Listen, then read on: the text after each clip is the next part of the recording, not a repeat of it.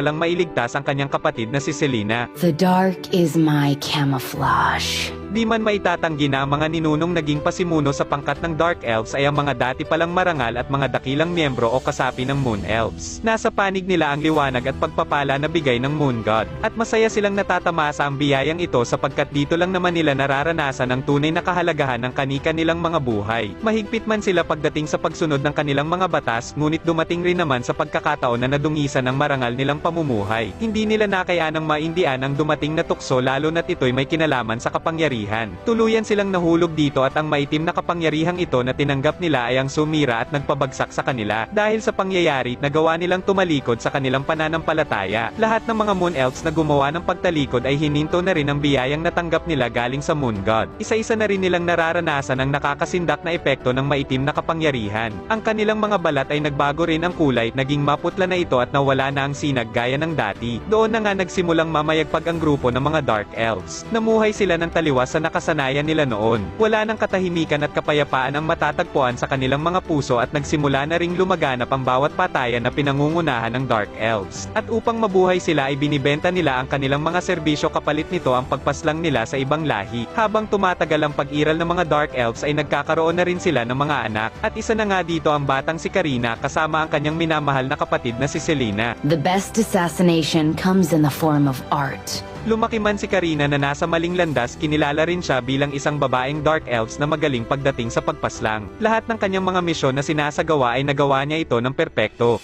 Lumipas man ang mga panahon habang patuloy pa rin na ginagawa ng mga Dark Elves ang mga gawaing ito, dumating rin naman sa pagkakataong mas lalo pang nalunod sa kadiliman ang karamihan sa kalahi ni Karina lalo na ang mga panatiko. Nagawa pa nilang ialay ang kanilang mga sariling kalahi sa demonyo kapalit ng maitim na kapangyarihan.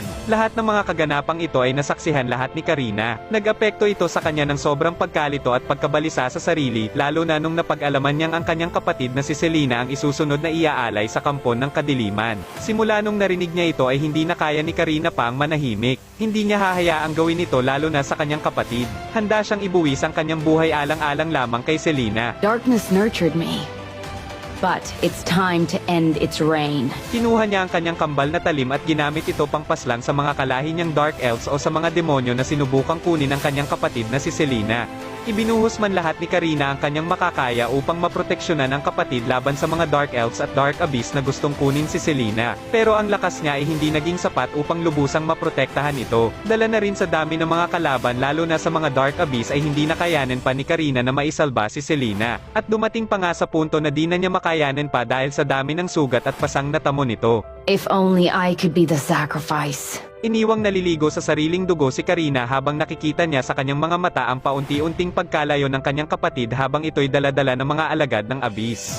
Wala na siyang lakas pa na pigilan ito at habang papalayo ay unti-unti na ring nanlalabo ang kanyang paningin habang ang tinig ng pag-iyak na lang ang kanyang naririnig galing kay Selena. Binalot siya ng sobrang kalungkutan at pagkawalang pag-asa sa mga oras na iyon. At dahil sa pangyayari, nagawa niyang humingi ng tulong sa Moon God upang dito ay matulungan siya sa kanyang kinakaharap na malaking problema. Nagbabakasakali siya na sa pamamagitan nito ay mabigyan siya ng lakas upang sa gayon ay magawa pa niyang maisalba si Selena. Pero di pa pala doon nagtatapos ang lahat dahil ang mga kalahi niyang Dark Elves ay itinaas nila ang kanilang mga talim. Palatandaan na gusto nilang tapusin ang buhay na meron itong si Karina upang mabura na ito. The light never cast us out. Dala na rin sa taimtim na pagdarasal ni Karina sa Moon God ay mabilis namang tinupad ang hiling nito. Nagulat ang karamihan sa mga Dark Elves dahil na rin sa bigla na lang umilaw ng kulay asol ang dalawang espadang nasa kamay ni Karina habang siya ay walang lakas na nakadapa sa lupa. Maraming taon man ang lumipas simula nung inabandona nila ang kanilang pananampalataya sa Diyos ng Buwan. Ngunit kahit ganun ang naging kinakahantungan ng kanilang pamumuhay ay patuloy rin namang nakasubaybay ang Moon God sa kanila. Nadinig ng Diyos ng Buwan ang hiling ni Karina kaya't tinupad niya ito at binigyan siya ng pagpapalang kinakailangan niya sa mga oras na iyon. Nagdulot ito ng malaking pagkagulat sa panig ng Dark Elves at di sila makapaniwala sa kanilang nasaksihan sa nangyari kay Karina. Di nila maisip kung bakit nangyari ito sa likod ng totoong pagkatao ni Karina bilang isang Dark Elves. At dahil na rin sa takot na baka isunod sila na mapaslang ni Karina kaya mabilis nilang nilisan ang lugar para maiwasan ang ganting gagawin sa kanila. Binalot siya ng kapangyarihan na galing sa Moon God at ito ulit ang simula ng pagbabago sa kanyang buhay. Ang masamang kapangyarihang nasa loob ni Karina ay nabura na ito at lahat ng natamo niyang sugat ay naghilom. Simula noon nanindigan na si Karina sa kanyang sarili na mananatili siyang nasa panig ng kabutihan. Tinalikuran niya ang dating masalimuot at madilim na nakaraan at namuhay ng nakaayon sa utos at pagpapala ng Moon God. Nananatili man ang galit ni Karina laban sa mga Dark Elves at Dark Abyss kaya lahat ng mga demonyong nasa sagupa niya ay hindi niya ito pinapalagpas. Any last words? Nakakatikim ang mga ito ng bagsik ng kanyang galit. Patuloy rin namang pinapabuti ni Karina ang sarili lalo na ang aspeto sa pakikipaglaban. Upang sa gayon ay magawa niyang mailigtas ang kanyang minamahal na kapatid laban sa mas asama at walang pusong kalaban